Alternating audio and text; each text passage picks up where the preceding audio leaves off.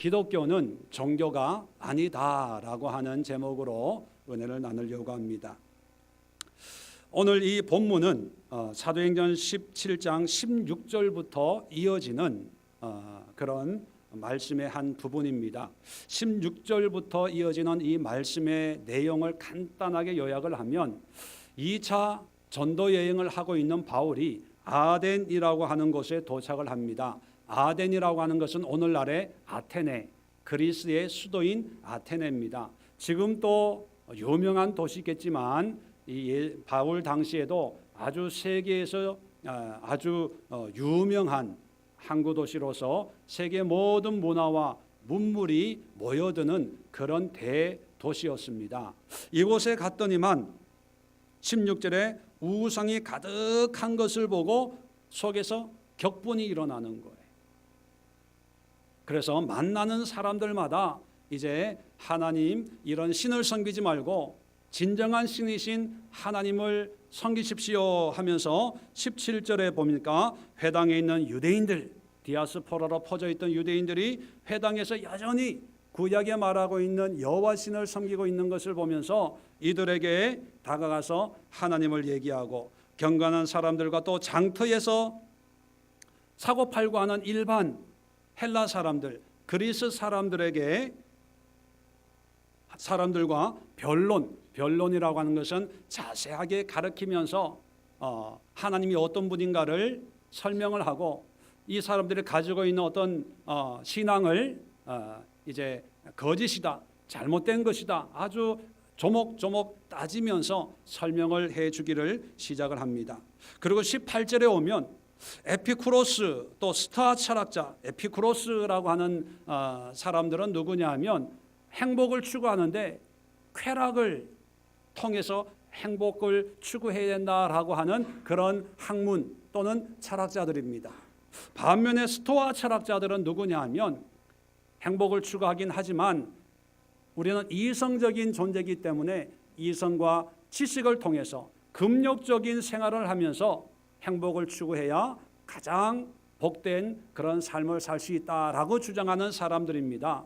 다시 말하면 학문과 철학을 하는 사람들에게 또 열심히 쟁론을 합니다. 말로 싸우는 거예요. 네가 맞다, 내가 맞다 하면서 쟁론을 하면서 하나님의 신앙을 가르치려고 합니다. 19절에 오면 아레오바고로 가며 말하기를, 아레오바고라고 하는 것은 뭐냐 하면 이 아덴의 많은 신들 가운데 전쟁의 신 중에 마르스라고 하는 신을 섬기는 그런 신전이 있는 것입니다. 그런데 이 신전에서 어떤 일이 주로 일어나냐 하면 어떤 문제를 판결하고 또 어떤 주장을 듣고 거기에 호응하는 아주 넓은 광장 같은 곳이 있습니다.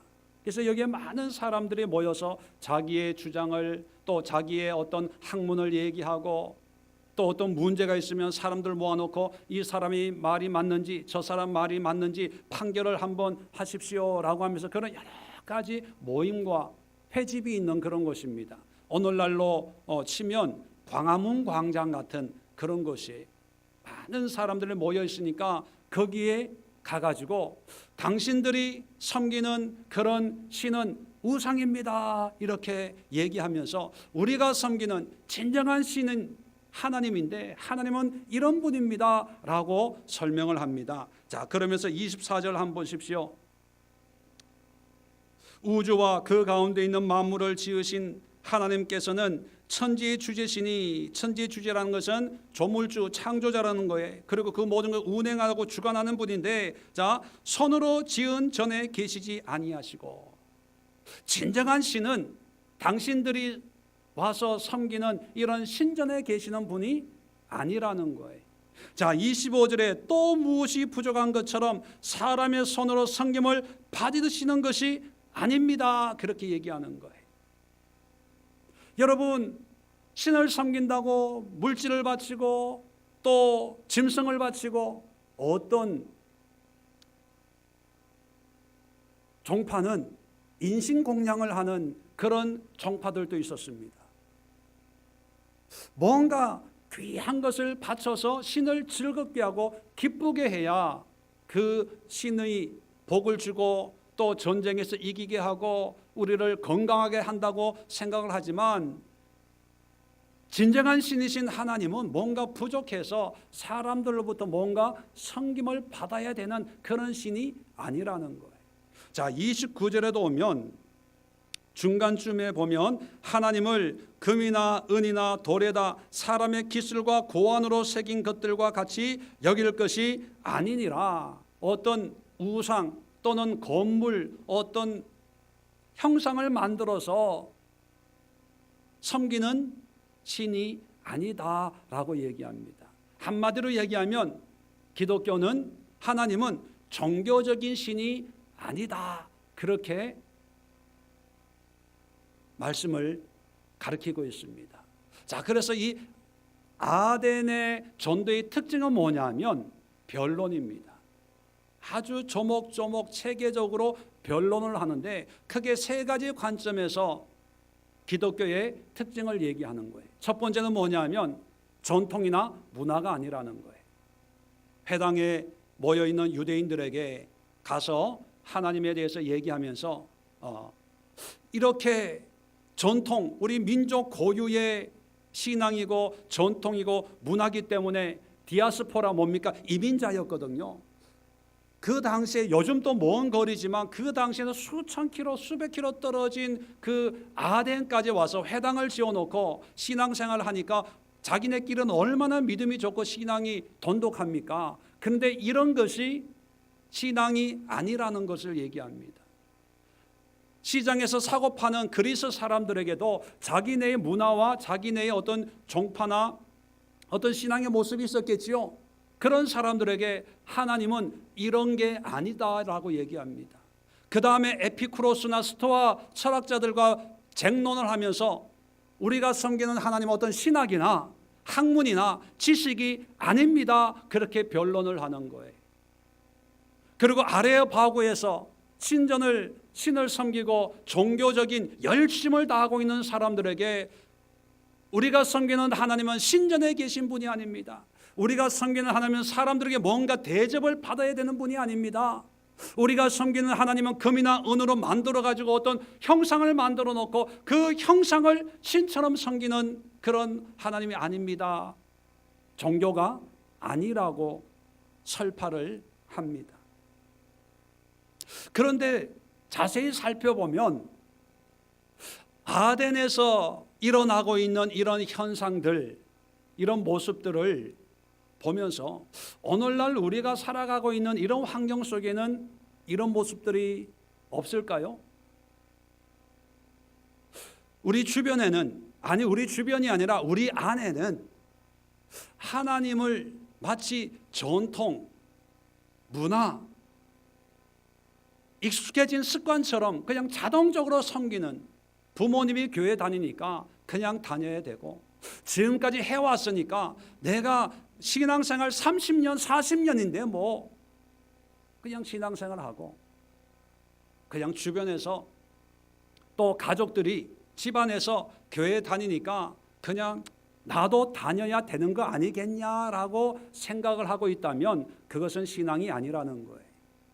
또 어떤 분들은 신학적으로, 학문적으로 따져서 신학적인 어떤 메리트, 어떤 호감이 있어서 그래, 이런 하나님이라면, 이런 게 기독교라면 내가 열심히 공부하고 열심히 책을 읽어서 참 그래도 종교 가운데 가장 합리적이고 합당하다라고 생각을 한다면 그 또한 기독교 신앙이 아니라는 것입니다.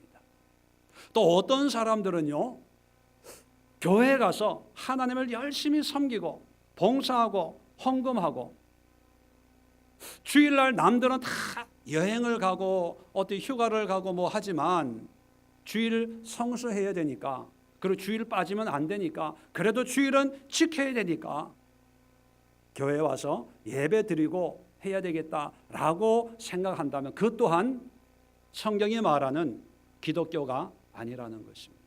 여러분, 결론적으로 말씀을 드리지만 저희가 믿는 기독교, 물론 교라는 게 좀 걸리지만 그냥 일반적으로 붙이면 기독교라고 하는 것은요, 안 믿는 사람들이, 세상에 있는 사람들이 종교를 구분하기 위해서 불교, 천주교, 기독교, 무속 이렇게 구분하기 위해서 기독교라고 붙여서 종교의 하나로 여길지언정, 우리 하나님을 믿는 사람들은 우리가 믿는 신앙이 종교의 하나라고 여기면 안 된다는 거예요. 왜냐하면 여러분, 종교에 세 가지 요소가 있습니다. 첫 번째 요소는 대상이 분명하다는 거죠. 하다못해 나무를 섬겨도 그 대상이 있는 거예요. 두 번째는 그 대상을 섬기는데 교리가 있어요. 의미가 있다는 거죠. 또 가르침이 있다는 거예요.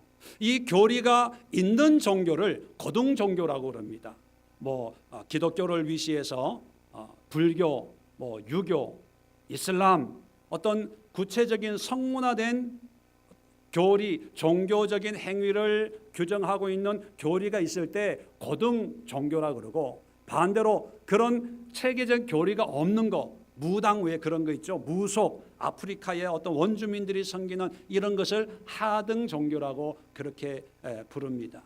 고등 종교든 하등 종교든 간에, 또 문자적인 교리가 있든 없든 간에 그 종교는 어떤 행위를 요구하는 어떤 규율과 규칙이 존재한다는 거죠. 그래서 세 번째는 뭐냐면 그 규칙에 따라서 교의가 있어요. 교리적인 의식 행위가 있어야 된다는 겁니다. 어떤 절기에는 이 나무에 와가지고 제사상을 차려가지고 이렇게 하고 저렇게 하고 그런 것들. 자, 그러다 보니까 여러분, 왜 사람들은 자꾸 종교화 시키려고 하냐 하면, 종교화하면 익숙해요. 그냥 믿어라 하면 이게 개념이 안 잡히는데, 뭔가 가르치고 그 가르침에 따라서 뭔가 행위를 해라 하면 편하게 생각합니다. 왜요? 누구나 다 종교성이 있거든요. 그래서 뭔가 초월자에게 뭔가 함으로 해서 이 초월자가 기뻐하고 그 기쁨의 결과가 나에게 뭔가 좋은 것을 준다고 할 때 그냥 그 요구하는 대로 따라서 하는 게 쉬운 거예요. 두 번째는 뭐냐면요, 왜 자꾸 종교를 만드냐 하면 종교 생활하는 게 쉽습니다. 왜? 생각을 안 하고 그냥 자동적으로 하면 돼요. 이따가도 말씀드리겠지만 신앙생활을 힘들어하는 게 특히 우리 교회에서 다른 교회 다니시다가 우리 교회에 와서 신앙생활 하시는데 힘들어하는 분들이 있어요. 왜 힘들어하냐면 일반적으로 교회에서는 이거 하십시오, 이렇게 하세요, 이건 나쁩니다, 이러면 안 됩니다, 하세요, 이런 경향이 강해요. 근데 저희 교회에서는 그렇게 안 하거든요. 예를 들면 누가 상담을 해요. 이렇게 할까요? 저렇게 할까요? 그러면 어떤 목사님들은 기도해서 이렇게 하는 게 하나님의 뜻인 것 같습니다, 얘기해 주면 그냥 그렇게 순종하면 간단해요. 근데 저는 뭐라고 하는지 아세요? 기도해 보시고 하나님의 뜻에 순종하세요. 그러면 더 힘들어해요. 뭔가 목사님이 아니면 뭔가 종교의 어떤 지도자가 A다, B다, C다 딱딱 집어주기를 원해요. A라고 말씀해 주시면 내가 그렇게 하겠습니다, 이거예요. 자, 그런데 그런 마음을 모르는 게 아닙니다. 그래서 A입니다 하고 싶어도 안 해요. 왜냐하면 그게 또 하나의 종교화되기 쉽기 때문에. 제가 A라고 그래서 A를 할 때 그분은요, 목사님 말씀에 순종한다고 생각합니다. 그리고 A, B, C 중에 A니까 A처럼 하십시오 이럴 때 우리 목사님 카리스마 있다, 그렇게 생각을 하는 거예요. 그래서 잘 되면 목사님이 기도해 주셔서 잘 된 거고, 잘 안 되면 뭐라고 생각할까요? 목사님이 잘못 가르쳐서 그렇게 생각하는 게 아니라 내가 믿음이 없어서, 내가 부족해서 그렇게 생각을 하는 거예요. 종교화하면 그래서 사람들이 편하게 따라옵니다. 양들을 이끌고 가기가 참 좋은 것이 종교화하는 거예요. 장로가 되려면 이렇게 해야 되고, 그 집사님이 되려면 이렇게 해야 되고, 또 교사가 되려면 이렇게 해야 되고, 또 신앙생활 잘 하려면 이렇게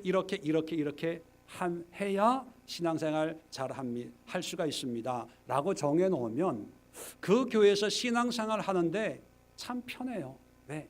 거기에 따라가면 되니까. 또 하기 싫으면 안 하면 되는 거예요. 그러다 보니까 여러분, 유교를 예를 들어봐도요, 유교는 원래 종교가 아닙니다. 삶의 원리였어요. 이 삶의 원리를 조선시대에 정치 이념으로 성리학이라고 하는 것을 받아들인 거예요. 그래서 충과 효를 가리키는 거예요. 나라에는 충성하고 가정에는 효를 다해야 된다. 그러면 효라는 걸 어떻게 하는 거냐? 그러면서 상강 오륜 같은 게 쭉 만들어지는 거죠. 그래서 효자가 되려면 어떻게 해야 되냐면 부모가 돌아가셔도 묘 3년을 지키는 거예요. 그걸 하면 되는 거예요. 삶의 원리였던 유교가 이제 삶의 규범이 되는 거예요. 그걸 통해서 종교화가 돼서 이제 효자가 되려면 무조건 3년 묘지기를 하고, 신하가 되려면 무조건 왕에게 충성해야 되고, 그러니까 왕은 나라를 다스리기가 참 편한 거예요. 여러분, 카리스마가 있으면, 목사님에게 카리스마가 있으면 교회를 운영하기가 참 편해요. 그래서 저에게도요, 여러분 저를 어떻게 볼지는 모르지만 저도 카리스마 있거든요. 칼 있으면 이 사람 잘라내고 저 사람 잘라내고 이렇게 해라 저렇게 해라. 그러면요 목회하기가 편해요. 내가 아무렇게나 해도 괜찮으니까. 목사님은 기도해서 하나님의 응답을 받고 행하는 분이니까 뭐 저렇게 그렇게 교인들에게 인식을 시켜놓으면 참 편합니다. 근데 카리스마를 없애고 같이 어울려서 목회를 하려니까요, 좋지만 어떤 때는 기분이 상할 때가 있어요. 맘먹으려고 그래. 친구인 줄 알아. 내가 무슨 말을 해도 그냥 웃기는 소리로 지나가는 말로 한쪽으로 듣고 한쪽으로 흘러요. 그래서 말 한마디 해도요 뭐 따라오지도 않아. 그냥 웃고 넘겨. 이게 이씨. 그래서 자꾸 종교화를 하는 거예요. 종교화를. 그래서 어떤 형상을 만들고 어떤 규정을 만들고 그래서 그 규정을 열심히 지키도록 만드는 거예요. 그런데 바울은 그런 모습을 보면서 16절에 마음에 격분이 일어나는 격분이. 여러분 오늘날 바울이 만약에 이 서울, 김포, 한국에 신앙생활을 하고 있는 이런 모습들을 본다면 격분이 일어나겠어요? 아니면 마음에 흐뭇함이 일어나겠어요? 예? 모르겠습니다. 저도 어떻게 될지. 그런데 만약에 바울의 마음에 격분이 일어난다면 그것은 신앙의 모습이 아니라는 것입니다. 그렇다면 우리 기독교가 종교가 아니라면 과연 기독교가 가지고 있는 가치는 뭐냐는 거예요. 무엇이 기독교 신앙이라는 겁니까? 무엇이 하나님이 우리에게 요구하시는 믿음의 모습, 신앙의 모습이라는 걸까요? 오늘 본문을 통해서 바울은 세 가지를 우리에게 말씀해 주고 있습니다. 자, 첫 번째 27절 보니까 이는이라고 하는 것은 26절을 받는 거예요. 26절이 뭡니까? 인류의 모든 족속을 한 혈통으로 만드사 온 땅에 살게 하시고 그들의 연대를 정하시며 거주의 경계를 한정하셨으니 뭡니까? 하나님이 모든 것을 주관한다는 거예요. 역사의 주관자고 각 나라와 민족을 정하시는 주권자를 얘기하는 거예요. 이런 하나님은 이런 분이다라는 것을 얘기하고 있고, 자 27절에 이는이라는 것은 영어로 therefore 그러므로라는 이런 순접사인데, 원어를 보면 이게 그러므로 이는 이렇게 번역을 해도 되지만 또 하나의 번역은 그러나 이렇게 거꾸로 역접속사로 해석을 할 수가 있습니다. 근데 이 본문은 그냥 그러므로라고 번역을 해서 조금 이해하기가 그 의미가 분명하게 드러나질 않아요. 그래서 이해를 좀 더 분명하게 하기 위해서는 이렇게 번역을 하는 것보다 그러나로 번역을 하는 거예요. 자, 26절에 하나님이 모든 것을 주관하는 주권자이지만 그런데 사람들이 혹 하나님을 더듬어 찾아 발견하고자 하더라, 이렇게 번역을 하면 이해가 빠릅니다. 절 보세요. 이런 의미입니다. 우리가 믿는 하나님, 진정한 하나님은 우주 만물을 창조하신 분이고 그 창조한 모든 세상을 다스리고 운행하시는 분이다. 그런 분인데 사람들이 혹시 이런 하나님을 찾으려고 발견하려고 더듬어 찾아 발견하려고 노력을 한다는 거예요. 자, 더듬어 찾아라는 말은 한 단어예요. 이 단어의 의미는 뭐냐면 소경이 더듬거리는 것을 의미하는 거예요.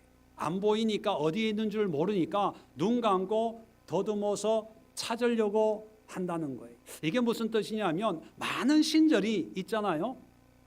근데 그 신전, 이런 신을 섬기고 저런 신을 섬기는 것이 뭐냐면 이 사람들이 영적인 소경이 되어가지고 하나님을 찾으려고 하다가 자기 손에 걸리는 것을 보고 이게 하나님인가 봐, 이게 신인가 봐, 신전 세우고, 또 어떤 사람은 또 이게 찾다가 손에 잡히는 게 있으니까 이게 우리를 지키는 신인가 봐, 또 신전 만들고. 자, 종교라고 하는 것, 신을 섬긴다고 하는 것이 실체를 붙잡는 게 아니고 다 자기가 하나님을 찾으려고 하다가 그냥 손에 잡히는 것, 그것만을 붙들고 그게 신인 줄로 알고 그렇게 신앙생활을 하고 있다, 이거예요. 그러니까 실체를 붙잡는 게 아니라는 거예요. 자, 더듬어 찾아 발견하려고 하는데 그러나요, 그는 하나님입니다. 우리 각 사람에게서 멀리 계시지 아니하도다. 멀리 계시지 않다는 건 뭐예요? 가까이 있다, 다른 말로 함께 한다는 거예요. 여러분, 기독교의 가치는 뭐냐면 우리가 섬기는 하나님이 저 멀리 있는 분이 아니고 우리와 함께 하는 분이에요. 자, 함께 하기 때문에 신전이 필요해요, 안 해요? 필요치 않아요. 함께 하기 때문에 사람의 손으로 뭔가 어떤 재물을 드리는 것을 요구해요, 안 해요? 안 해요. 함께 한다는 것은 우리와 같이 있는 거예요. 우리 삶 속에 내 안에 하나님이 함께 존재하는 거예요. 그 얘기는 쉽게 표현하면 하나님은 저 멀리 있는 게 아니라 어떤 장소에 어떤 특정한 시점에 존재하는 분이 아니라 내가 잠잘 때도, 내가 일할 때도, 내가 집에 있을 때도, 내가 일터에 있을 때도 하나님은 함께 하시는 거예요. 그래서 사도행전 7장에 보면 스데반이 유대인들을 모아놓고 설교를 합니다. 그 유대인들에게 설교 중에 뭐라고 얘기하냐면 우리 하나님은 유대인들이 믿는 하나님이나 이 스데반이 얘기하려고 하는 하나님의 똑같은 분이에요. 그죠? 그 하나님은 사람의 손으로 지은 성전에 계시다, 안 계시다? 안 계시다는 거예요. 근데 유대인들은 계신다, 안 계신다? 계신다는 거예요.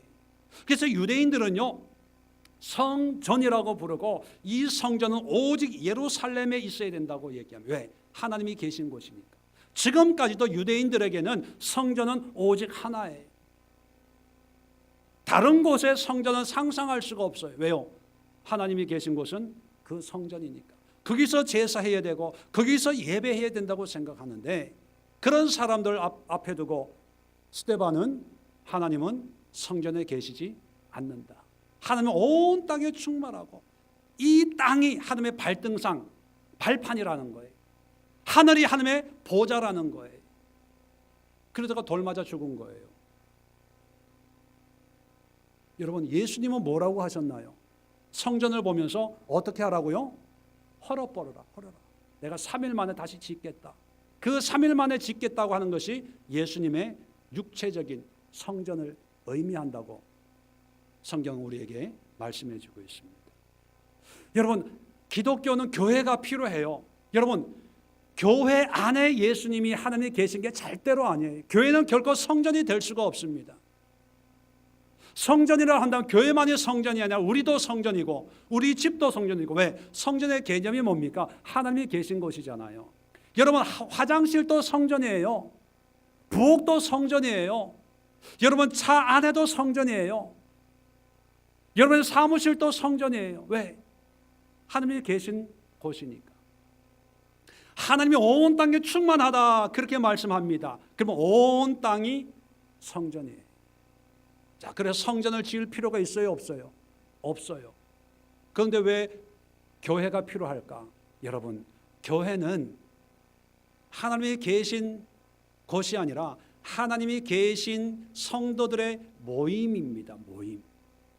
성도로 부름받은 사람들의 모임이 교회예요. 그래서 초대교회 때 보면 내가 하나님을 영접하고 하나님을 믿는 자가 된 다음부터 유대인들은 성전에서 절기를 지켰는데 그리스도인들은요 그냥 집에서 모였어요. 집에서. 바울은 감옥에 갔어요.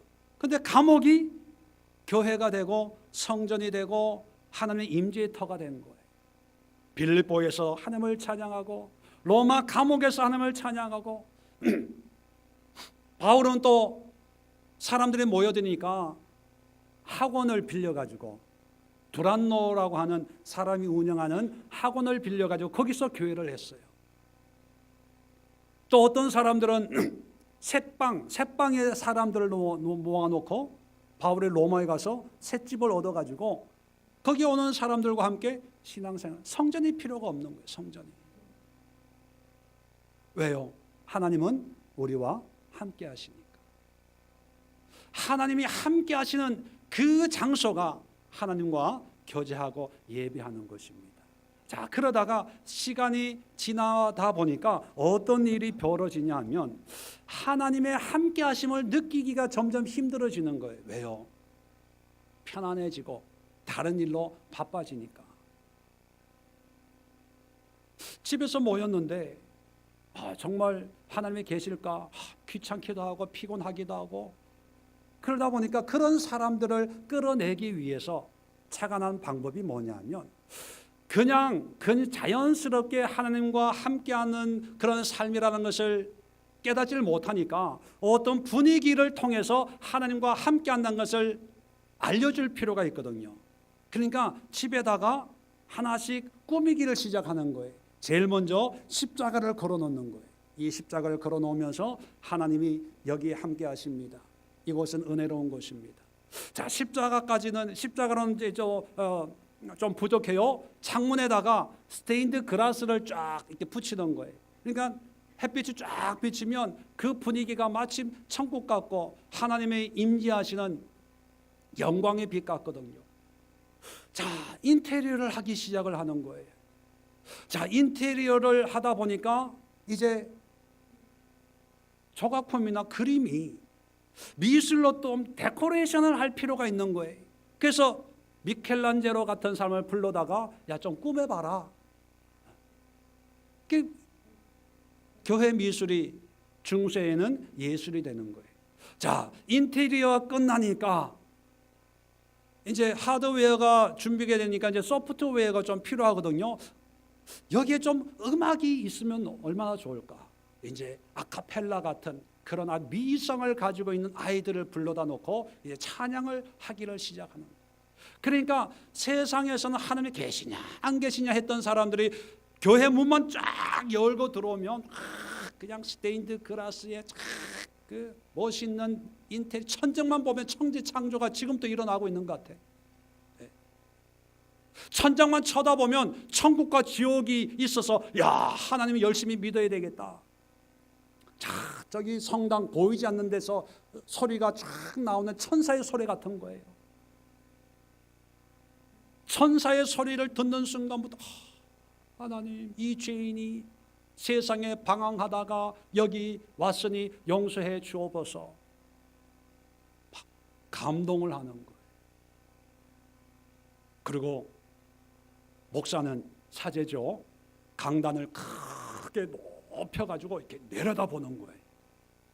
그러니까 성도들은 이렇게 쳐다봐야 되는 거예요.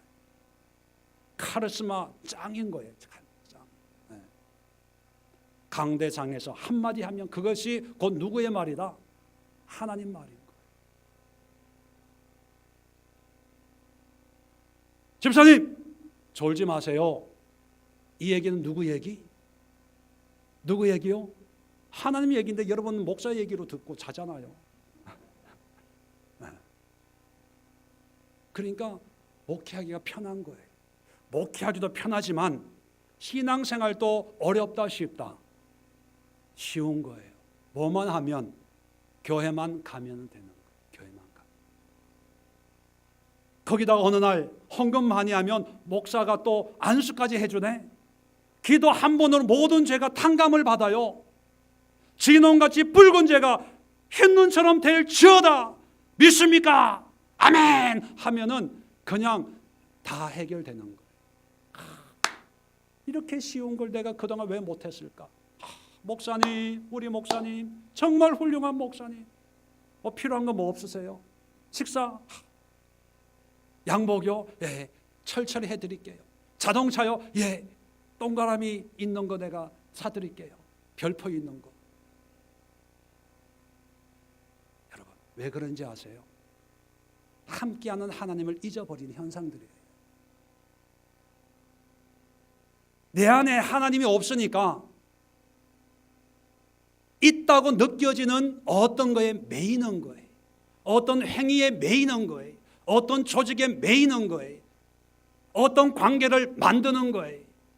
어떤 사람은 이렇게 생각합니다. 목사하고 친하면 하나님하고 친한 줄 알아. 맞아요, 틀려요?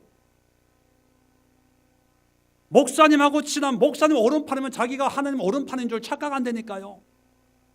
그래서 자기 신앙이 좋은 줄 알아요.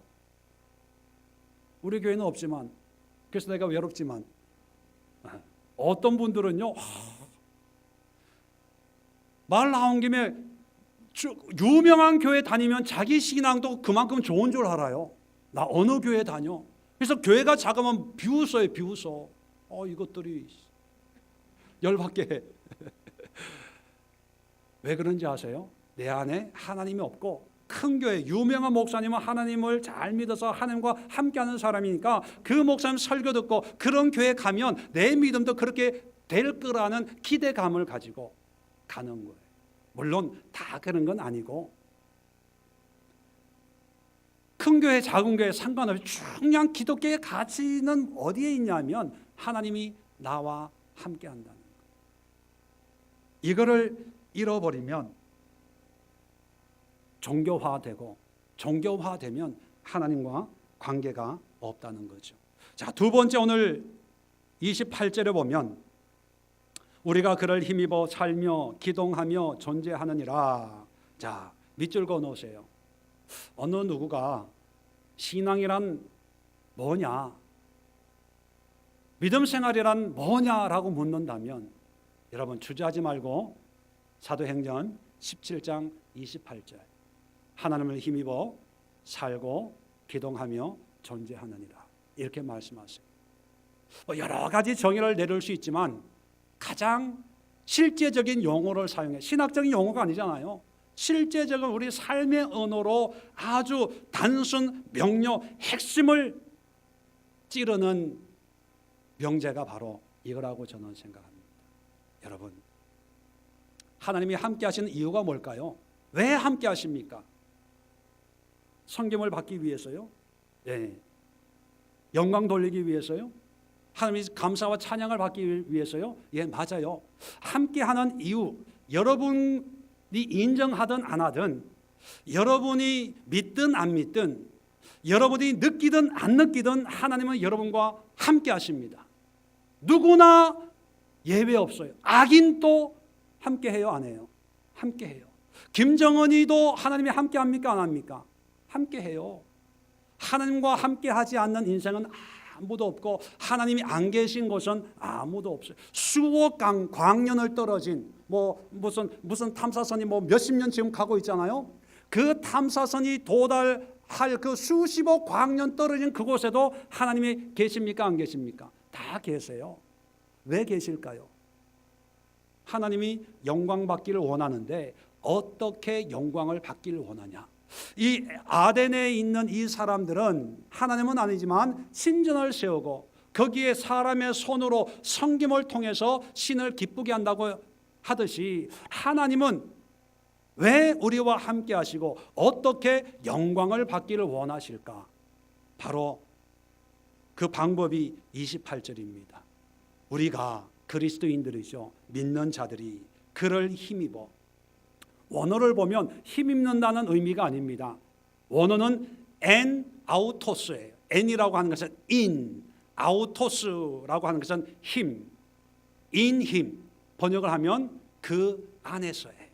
하나님의 임재 안에서 하나님과 함께, 그런 뜻이죠. 하나님과 함께 첫 번째가 뭐냐면 살며 living. 하나님이 우리와 함께 하는 것은 하나님과 함께 살기 원하는 거예요. 여러분, 산다고 하는 것은, 나와 함께 산다고 하는 것은 나의 모든 희노애락 속에 하나님이 계시기를 원하는 거예요. 여러분이 화가 날 때도 하나님은 함께 있기를 원해요. 짜증 날 때도 하나님은 함께 있기를 원해요. 투정 부릴 때도, 불평할 때도 하나님은 함께 있기를 원해요. 여러분, 나는 믿고 싶어도 믿음이 안 생겨요. 그런 분들도 있잖아요. 그런데 그 생각 속에도 하나님은 함께 계세요. 하나님은 우리를 예배 드릴 때만 만나주고 죄 지으면 멀리하고 그런 분이 아니에요. 하나님은 함께 사신다니까요. 여러분들이 목사 몰래 해도요, 그 자리에 하나님 계세요, 안 계세요? 거기 계신다니까요. 계시니까 심판할 수 있는 거예요. 심판할 수 있는 거예요. 계시니까 판단할 수 있는 분이에요. 그런데 종교성을 가지고 있는 사람들은 어떤 생각을 합니까? 세상에서는 그냥 아무렇게나 살다가 교회에 와서 하나님을 지극정성으로 섬기면 되는 줄 알아요. 지성이면 감천, 하나님을 감동시킬 수 있는 줄 알아요. 죄를 지으면 지을수록 더 열심히 해요. 왜? 내 죄를 내가 아니까 하나님 별 면목이 없습니다. 내가 열심히 더 헌신할게요. 이래요. 이거는 하나님하고 거래하자는 거지 하나님과 함께 사는 거 아니에요. 목회하면서 제일 무서운 사람들이 어떤 분인지 아세요? 열심으로 특심으로 뭔가 봉사하려고 하는 분들이에요. 늘 얘기합니다. 봉사 그렇게 열심히 하지 마세요. 열심히 하지 마세요. 쉬세요. 노세요. 즐기세요. 예배 그냥 편안하게 드리세요. 없으면 없는 대로, 있으면 있는 대로 그렇게 먹고 하면 되니까 주방 봉사 너무 열심히 하려고 그렇게 애쓰지 마세요. 예배 드리고 신앙생활하고 말씀 보는데 지장이 안 생기도록 그냥 십시일반 이렇게 하세요. 그러는데 그 의미를 이해하지 못하고 목사님 말씀 안 하세요. 뭘 해드릴까요? 청소할까요? 주방 뒤집어 엎을까요? 냉장고 그냥 김치 냉장고 다 청소할까요? 여러분, 기독교의 가치는 뭐냐 하면 내 삶 속에 하나님이 함께 하셔서 하나님과 함께 살면서 하나님이 냉장고 청소가 필요하다. 그러면 아무도 없을 때 그냥 혼자 조용히 와서 냉장고 청소해야 되겠다. 그거예요. 목사한테 묻지 말고 그냥 청소하는 거예요. 그러니까 물 먹으려고 냉장고 문을 열었더니만 청소가 되어 있는 거예요. 그러면 누가 와서 청소를 하셨구나. 그냥 알고 끝나는 거예요. 삶이 안 되는 사람들의 특징이 뭐냐면 뭔가 드러내려고 하는 그런 성향이 있습니다. 하나님이 우리와 함께하는 이유는 함께 살기를 원해요. 짜증을 내도요. 짜증 내세요. 참을 필요가 없어요. 그런데 어떻게 짜증내라? 인 힘. 하나님 안에서 짜증을 내는 거예요. 뭐 어떻게 내는지는 잘 모르겠습니다. 난 안 내봐서. 이렇게 짜증내서 하나님 오늘 너무 기분 나빠요. 목사님 설교가 꼭 나한테 나 들으라고 하는 것 같아가지고요. 내가 얼마나 열받았는데 이럴 수 있어요. 나도 한다고 했는데 목사님 왜 자꾸 그게 아니라고 얘기하는지 모르겠어요. 화나 미치겠어요. 하나님 이럴 땐 어떻게 해야 되죠? 하나님 나 좀 화 좀 풀어주세요. 그러다 방언이 터져서 방언하다가 하나님 내 탓입니다. 이렇게 내가 잘못해서 하여튼 여러분 교인이라고요 천사처럼 살라는 게 아니에요. 화날 때는 화내는데 여러분 시편 집에 가서 109편을 한번 읽어보세요. 다윗이 기도하는데 기가 막힌 기도를 해요. 내가 목회하면서 이 기도에 내가 얼마나 은혜를 받는데요. 무슨 기도인지 아세요? 나를 핍박한 자가 고아가 되게 하고 붙들려가게 하고 팔려가게 하고 저주의 기도를 하는 거예요. 근데 그 저주지만 그 저주가 어디 안에서? 하나님 안에서 이루어지는 거예요. 하나님 안에서. 그 저주 얼마나 자기를 핍박하는 사람들 얼마나 미웠으면 그런 기도를 하겠어요. 근데 그 기도를 하나님이 들으시고 기도한 대로 역사하실까요? 하나님 그 마음을 보시는 거예요. 내 아들이 너무 힘들겠구나. 너무 아파하는구나. 그래 내가 위로해 줄게. 여러분 우리는 하나님 안에서 사는 사람이지 교회 안에서 성전 안에서 기도원 안에서 어떤 은혜로운 어떤 환경 안에서 어떤 사역 일 안에서 사는 사람들이 아니에요. 하나님과 함께 살면 그 어디나 하나님의 나라 천국이 되는 거죠. 두 번째는 기동하며, 이 기동이라고 하는 것은 원어적으로는요 무빙이에요. 무빙, 움직이는 거예요.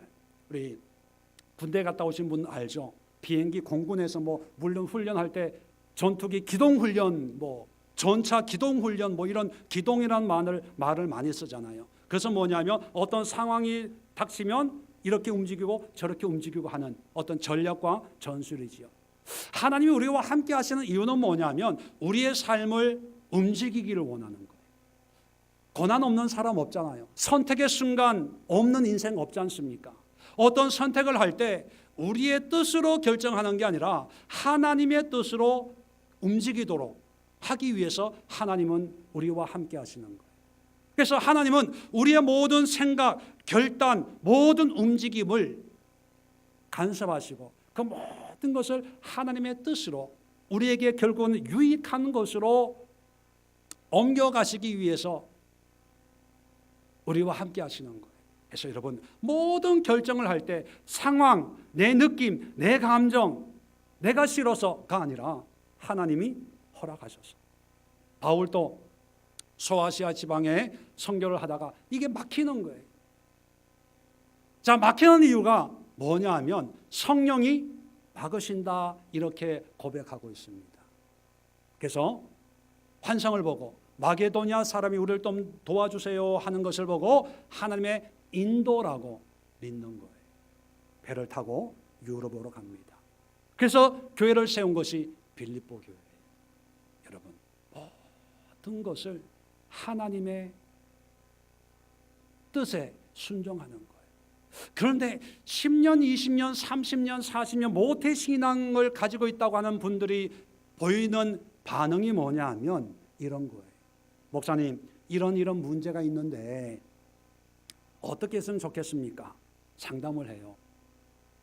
상담을 하는 이유 중에 하나가 어떤 마음이냐면 나는 믿음이 없어서 하나님의 뜻을 잘 모르니까 기도 많이 하시는 목사님이 기도하시니까 하나님의 마음을 잘 아시니까 결정해서 말씀해 주시면 목사님의 말씀을 하나님의 응답이다 생각 순종하겠습니다. 이런 마음으로 상담을 해요. 예, 그 마음은 참 고맙죠.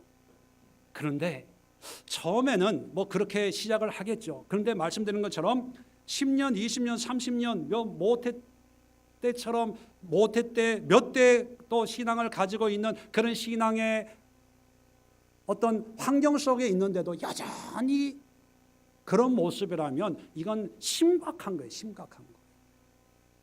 왜냐하면 그것은 하나님이 기뻐하는 모습이 아닙니다. 오히려 목회자의 기가 막힌 모기가 될 수 있는 거예요. 이 사람은 이렇게 조정하면 나한테 끌려오겠다. 집사님, 이런 건 이렇게, 저런 건 저렇게. 그러면 거기에 매여서 순종하게 되죠. 자, 그러면 하나님 안에서 기동하는 거예요. 목회자 안에서 기동하는 거예요. 목회자 안에서 기동하는 거예요. 결정은 하나님의 뜻에 맡겨야 되는데 그냥 목회자의 말을 하나님의 말씀으로 믿는 그것이 믿음이라고 생각을 한다는 거예요. 그것은 믿음도 아니에요. 그래서 목회자에게 상담을 할 때 이렇게 상담을 하세요. 여러분, 목사님 이런 문제가 있는데 상담하지 말라는 게 아닙니다. 오해하지 마세요. 또 나가가지고 우리 목사는 상담도 안 해주고 관심도 없어, 다 알아서 하래, 뭐 또 이렇게 또 왜곡을 하는데, 목사님 이런 문제가 있는데 하나님의 뜻을 분명히 바르게 분별할 수 있도록 나를 도와주세요. 기도해 주세요. 제가 하나님의 뜻을 깨달을 수 있도록. 그러면 제가 성경적으로 말씀도 주고 또 기도도 하고 권면도 하고 해서 본인 스스로가 결정할 수 있도록. 그리고 그 결정을 함께 의논하는 거예요. 제가 볼 때 그 결정이 참 좋긴 한데 한 번 더 생각해 보세요. 목회를 하면서요, 참 답답할 때가 있어요. 왜냐하면 성도에게 답답하고 두 번째는 내 자신에게 답답하고, 얼마나 답답해서 나 같은 사람에게 물어볼까. 그래서 제가요 기도해가지고 하나님이 이 집사님이 이렇게 상담하는데 오른쪽입니까 왼쪽입니까 내가 알 수 있는 영성이 있으면 얼마나 좋겠어요. 저도 몰라요. 나도 모른다니까요. 알면 내가 이렇게 목회하고 있겠습니까? 벌써 뭐가 돼도 됐지. 근데 저 같은 사람한테 뭐 얼마나 답답했으면 물어보겠어요. 해답을 주는 게 아니라 하나님의 뜻을 분별할 수 있도록 함께 노력할 수밖에 없다는 내 자신이 답답하고, 또 그런 노력에 힘들어하고 있는 그런 모습을 보니까 더 안타까운 거예요. 그런데 여러분, 그것이 하나님이 원하시는 모습이라는 확신은 저에게 있어요. 왜요? 궁극적인 결정은 하나님 안에서 하는 거예요. 목사는 그저 도움을 줄 수 있는 입장밖에 안 됩니다. 그래서 우리가 해야 될 신앙의 훈련, 이 교회라고 하는 이 공동체 건물에서 우리가 해야 될 훈련은 뭐냐면, 이곳이 하나님의 집이고 이것이 거룩한 성전이고 하나님 예수의 교회에서 뼈를 묻게 없어서. 우리 교인들은 이런 생각 가진 분이 없는데 그런 생각을 버리고 하나님의 뜻에 순종하는 삶을 살겠습니다. 세 번째가 뭐냐 하면, 오늘 29절에 보니까 28절에도 이런 말이 있습니다. 어떤 사람들의 말과 같이 우리가 그의 소생이라. 하나님의 소생이라는 거죠. 29절에 이와 같이 하나님의 소생이 되었은즉. 여러분, 하나님의 소생이라는 것이 무슨 뜻입니까? 하나님의 자녀가 됐다는 거예요. 하나님의 자녀라는 관계는 하나님이 아버지고 우리는 그의 아들, 딸이 됐다는 거예요. 어떤 인격적인 관계가 됐다는 것입니다. 기독교의 가치는요, 바로 하나님과 인격적인 관계예요. 관계. 종교는 뭐냐면 신이 초월적인 분이니까 신이 살 만한 어떤 건물을 짓는 거예요. 그리고 신이 기뻐할 만한 어떤 제물을 드리는데 그 제물은 우리가 인간이 원하는 것하고 틀려요.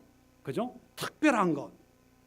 인신공양을 하면서도 아들을 불에 태우면서도 신이 기뻐하는 제물이라고 여겨지는 거예요. 왜요? 신과 우리와는 다르다고 생각하는 거죠. 그래서 신이 기뻐할 만한, 그래서 막 뭐 몸을 상하게 한다든지 뭐 이상한 행동을 한다든지 뭐 그런 걸 통해서 기쁘게 만들어야 내 문제가 해결이 되는 거예요. 근데 여러분, 기독교의 가치는 뭐냐면 초월적인 하나님이지만 그 초월적인 하나님이 초월적인 신으로 존재하는 것이 아니라 인격적인 신으로 우리와 함께하는 거예요. 인격적이라는 의미가 뭔지 아시죠?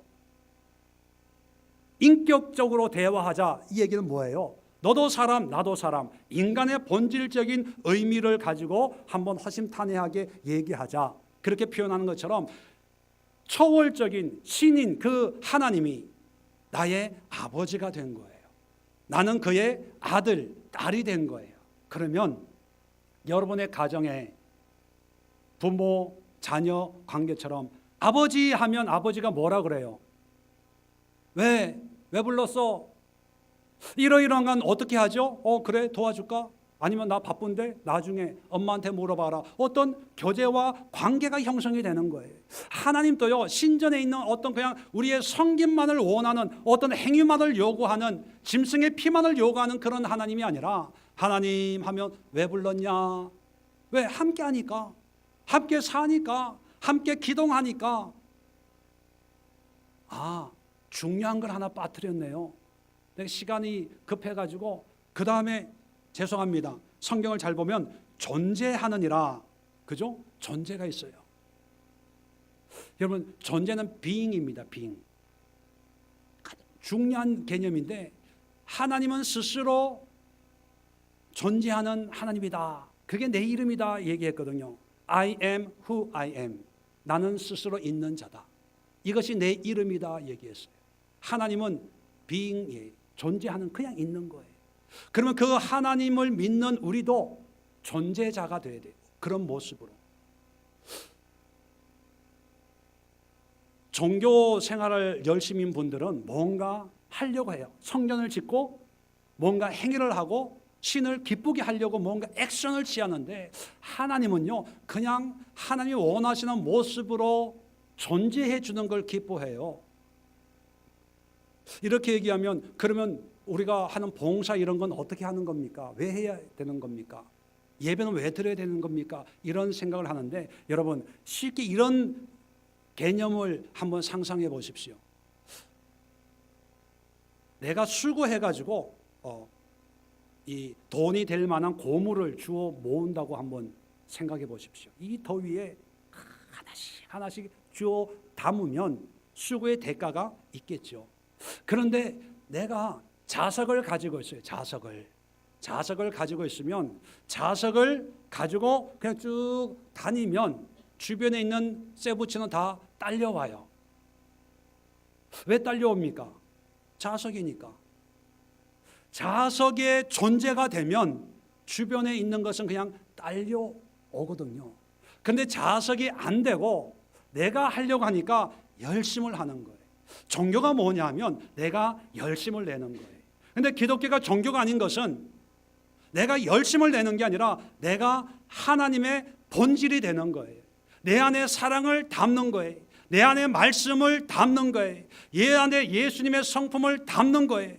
그러면 내가 하나님의 자녀가 되면 범사는 자동적으로 이루어지는 거예요. 예수님도 너희는 소금이다. 소금이다고 얘기하고, 우리의 존재가 소금이에요. 소금은 그냥 가만히 있어도 물만 떨어지면 짠맛을 내게 되어 있는 거예요.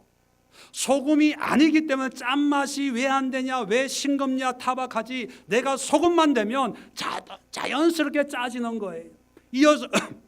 이어서 예수님은 너희는 세상의 빛이다. 우리가 빛만 되면 세상의 어둠은 물러가게 되어 있는 거예요.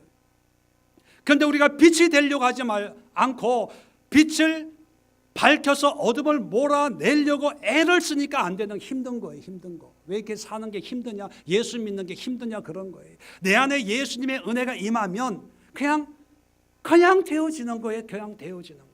이게 빙이에요. 그래서 기독교는요, 종교와 다른 게 뭐냐면 doing이 아니라 being을 해야 돼. being.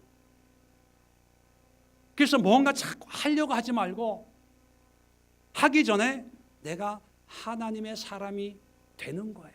그렇다고 해서 돌을 닦는 의미가 아닙니다. 내가 하나님을 알고 하나님의 성품을 닮아갈 때 나머지 모든 행위는 자연스럽게 이루어지는 거예요. 베드로 사도도 봉사할 때는 성령이 공급하는 힘으로 봉사해라. 그게 뭐예요? 내 안에 성령이 있으면 자동적으로 그게 이루어지는 거예요. doing을 뭐 해라, 바쳐라, 섬겨라, 이것은 다 종교입니다. 하나님은 하나님을 본받으라.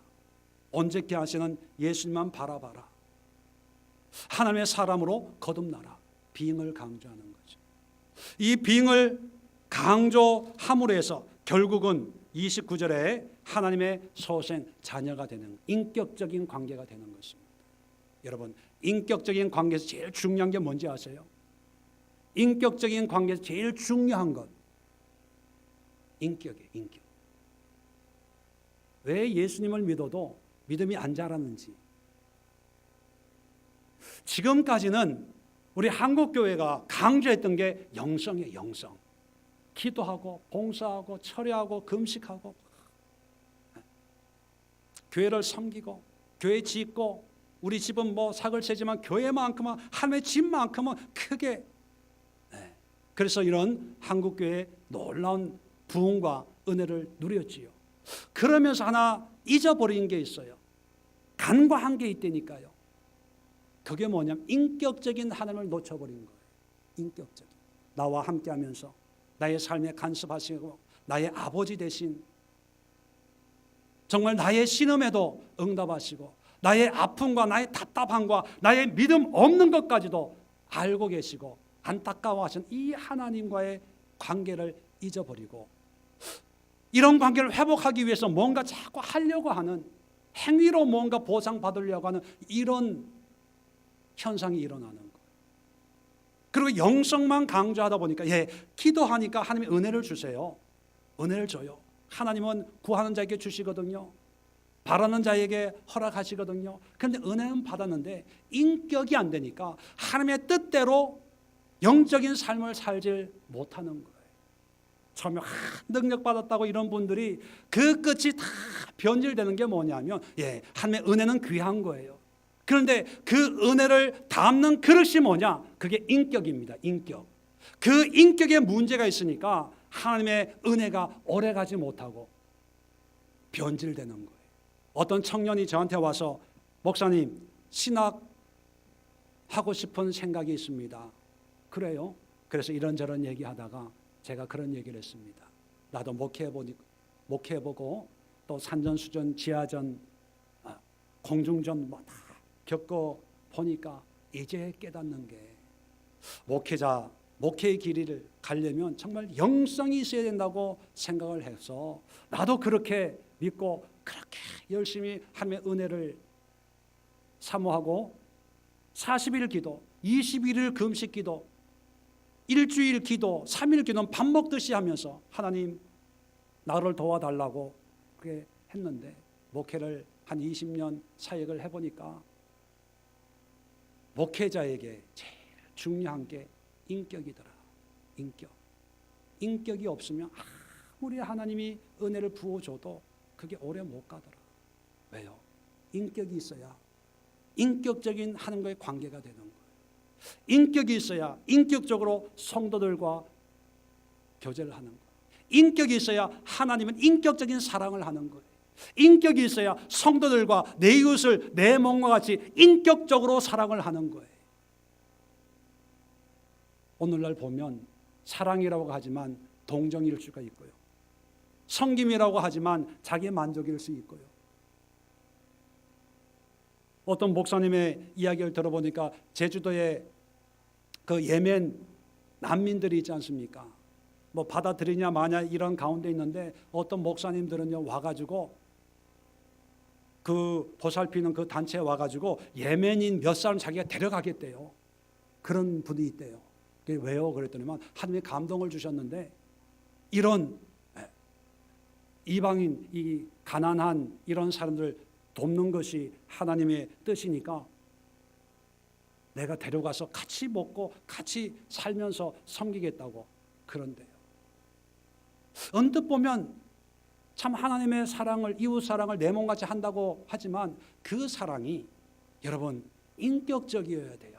인격적이라는 것은 내가 그런 사랑의 마음이 있다면 그 대상 또한 인격의 사람이니까 그 사람이 원할 때, 그 사람이 동의할 때, 그 사람과 어떤 관계를 맺고 서로 합의할 때 사랑을 주고 받고 이게 되는데, 인격이 안 되니까 일방적인 거예요. 일방적인 사랑은 뭡니까? 흉기가 되는 거예요. 흉기가. 우리 기독교가 하나님의 이름으로 얼마나 많은 흉기를 휘둘려서, 선교지에도 마찬가지고요. 모양으로 보면은 하나님의 사랑, 이웃 사랑을 해요. 근데 인격이 없는 그런 일방적인 사랑을 하다 보니까 피해자만 생기는 거예요.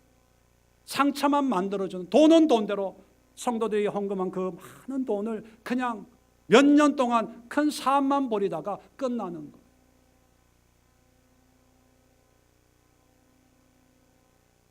아버지와 아들의 관계는 아들이 아빠 하면 무조건 모든 것을 요구해주는, 들어주는 관계의 의미가 아니라 아버지와 아들 간의 그런 친밀한 인격적인 관계라는 거예요. 나의 아픔도 얘기할 수 있고 나의 답답함을 얘기할 수도 있고, 아빠 요즘 취업이 힘든데 너무 힘들어, 어떻게 하면 좋지? 그럴 때 아버지가 그래 나도 힘들었단다, 같이 한번 노력해보자. 그냥 모든 문제를 하나님과 공유할 수 있고, 하나님이 우리의 위로자이고 어드바이저고 멘토고 우리의 선배고 친구고 우리의 리더고, 이런 하나님과의 친밀한 관계를 맺어야 되는데, 어떤 분들은 교회하고 관계를 맺고 직분하고 관계를 맺고 어떤 타이틀하고 관계 맺고 연초가 되면 교회를 많이 옮깁니다. 왜 옮기냐면 직분을 안 준다든지 어떤 봉사하는 타이틀에서 어떤 회장에서 뺐다고, 무슨 총무에서 뺐다고 시험 들어가지고 다 옮겨 다녀요. 또 그럴 때 그런 사람을 붙잡아야 된다고 또 전도를 열심히 하죠. 이게 악순환이에요. 악순환. 여러분, 우리 교회만큼은요, 교회도 중요한 게 아니고 이 목사도 중요한 게 아니고 인격적인 하나님과의 관계, 그 관계를 통해서 하나님이 하라면 하고 말라면 말고, 하나님이 있으라면 있고 떠나면 떠나고 늘 함께 하시는 하나님. 그런데 이런 신앙생활을 위해서 우리가 하나님을 알아야 되고 하나님 앞에 기도해야 되고 하나님의 마음을 깨닫는 훈련을 해야 되죠. 여러분, 주일 예배, 주중 예배만 드린다고 되는 것이 아니라 여러분 노력을 하세요. 이런 하나님을 만나셔야 돼요. 이런 하나님을 내가 온몸으로 체험을 해야 또 다른 종교가 되지 않고 또 다른 종교 행위로 마치지 않고 정말 하나님과 함께 영생, 이 땅도 물론이고 영원한 삶을 하나님과 함께 사는 삶이 되는 거예요. 여러분, 세례 받아도 끝나는 게 아닙니다. 직분 받아도 끝나는 게 아니에요. 마음 같아서는 우리 교회 모든 직분을 다 없애고 성도라는 딱지를 붙이고 싶어요. 왜? 그게 가장 강력한 할마페이 우리의 모습이 되어야 되거든요.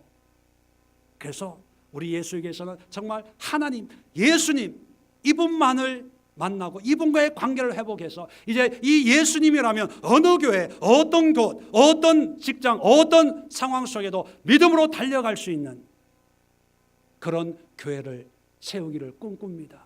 또 그런 하나님을 만날 수 있기를 주님의 이름으로 축원을 드립니다. 기도하겠습니다. 좋으신 하나님,